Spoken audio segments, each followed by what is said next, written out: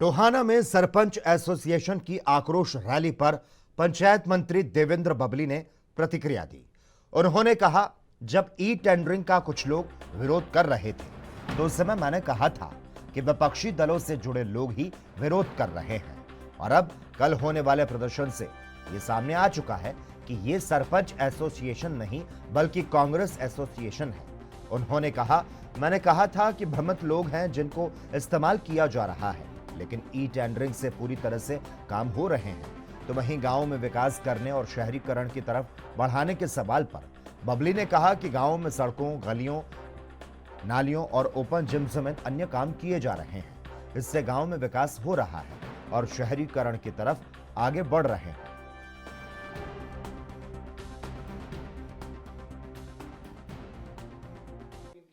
ये सरपंच एसोसिएशन नहीं, ये कांग्रेस एसोसिएशन है।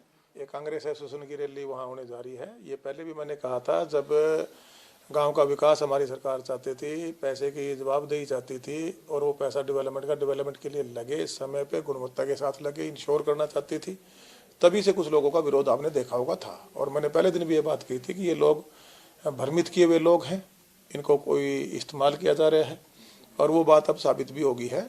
तो ये सरपंच एसोसिएशन की रैली नहीं कह सकते आप, इसको कांग्रेस की रैली है।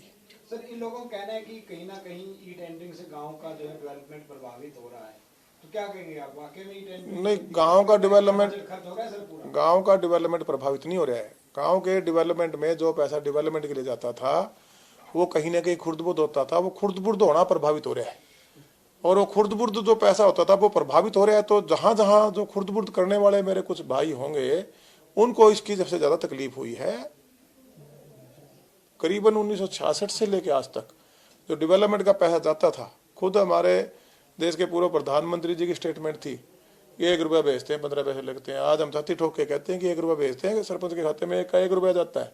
उसको यहाँ दलालों के माध्यम से सरकारों के चंडीगढ़ के चक्कर नहीं काटने पड़ते कि बीच में बिचौली आएंगे, फिर उसको बजट अलॉट होगा। यहाँ बिल्कुल पारदर्शी तरीका से 1100 करोड़ रुपये हमने पहले देने का काम किया, तो पीआरआई का बजट था और करीबन 3000 करोड़ का 23-24 का पैसा, और वो जो क्वार्टर में जाता था उसको भी सरकार ने फैसला लेके एक बार में ही हमारी जितनी हमारी पंचायती समितियां और जिला परिषद को देने का हमने काम किया है।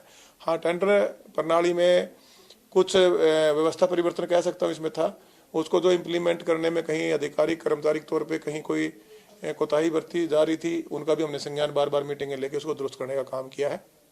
और जो हमारे चुनी पंचायतें थी और हमारी समितियां जिला परिषद के लोग थे, अब हाउस में पास हो गए, उनके प्रस्ताव वगैरह, उनके एस्टिमेट बन के टेंडर वगैरह लग के उस काम को हमने शुरू करा दी है। कहीं कहीं का दुखा समस्याएं उनको भी आने वाले समय में दूर करेंगे।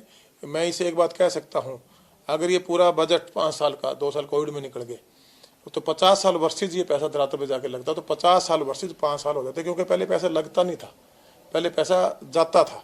अब पैसा जो जा रहा है वो लग रहा है। इस लगने से ही गांव का विकास होगा और गांव, गली, नाली और चौपाल से हमने आगे बढ़ा दिया है। शहरीकरण के भाषण होते थे, हम उस शहरीकरण को धरातल पर लेकर गए। आज शहरीकरण की जो बात करते हैं, कम्युनिटी सेंटर बड़ी भव्य बिल्डिंग है। आप गांव के अंदर जाइए, आप जाकर देखिए, कभी ऐसी बिल्डिंग अपने शहरों में भी नजर नहीं आएंगे जो हम गाँव में बना के देने लग रहे हैं। जोड़ों की व्यवस्था हम सुधारने लग रहे हैं, फिरनियाँ हम ठीक करने लग रहे हैं, उनको LED लाइट के साथ हम जोड़ने लग रहे हैं। पुरानी जो खंडित हुई बिल्डिंगें थी उनको हमने रेनोवेट करके करीबन जो 3000 बिल्डिंग आई, उसमें हम ई लाइब्रेरी और जिम, इंडोर जिम और महिला संस्कृति वन बना कर देने लग रहे हैं। हम पार्क, व्यायामशाला, घूमने के लिए पार्क की व्यवस्था गांव में करके देने लग रहे हैं। शमशान घाटों को हम ठीक करने लग रहे हैं। अनेकों ने कार्य, दोनों स्तरीय कार्यक्रम हम लेकर चले हैं। जब ये सारे के सारे 9-10 कार्य गाँव में हम उतारने में कामयाब होंगे तो गाँव का शहरीकरण का जो एक सपना बना हुआ था वो हकीकत में बदलेगा। ये मैं आपके बिल्कुल इंश्योर कर सकता हूँ और इसकी तरफ हमारा कदम बढ़ चुका है। सरकार मजबूती से